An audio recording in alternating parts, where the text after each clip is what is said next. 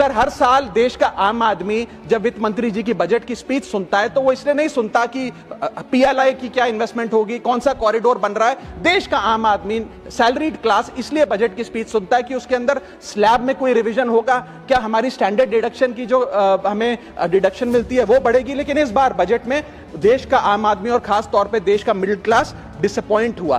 पहले ही there has been a stagnation in the salaries, inflation 6.8% पे खड़ा है, लेकिन उसके बावजूद हमने इस बार कोई स्लैब में या स्टैंडर्ड डिडक्शन में चेंज नहीं देखा। मैं आपके माध्यम से वित्त मंत्री जी को रिक्वेस्ट करना चाहूंगा कि आप इसी बजट में अनाउंसमेंट करें कि स्टैंडर्ड डिडक्शन जो 75,000 रुपए है उसे बढ़ाकर सैलरीड क्लास के लिए 1.5 लाख रुपए किया जाए। Sir, third problem that was there with the budget is that there was no relief for the middle class. Sir, after a very long time in India's history, the personal income tax collection was more than the corporate income tax collection. यानी कि individuals ने जो income tax भरा वो लगभग 11 लाख करोड़ के आसपास भरा, और कंपनियों ने, कॉर्पोरेट ने जो इनकम टैक्स भरा वो लगभग 9.8 लाख करोड़। यानी कि मैक्सिमम टैक्स आपको इंडिविजुअल्स के इनकम टैक्स से मिल रहा है, आप मिडिल क्लास वो टैक्स भर रहा है। आज वो दौर आ गया है कि हम मिडिल क्लास को अपलिफ्ट करें, मिडिल क्लास को पैम्पर करें, नहीं तो मिडिल क्लास एक सैंडविच की तरह रिच क्लास और पुअर क्लास में दबता चला जा रहा है। सर, राइजिंग कॉस्ट प्रेशर्स के चलते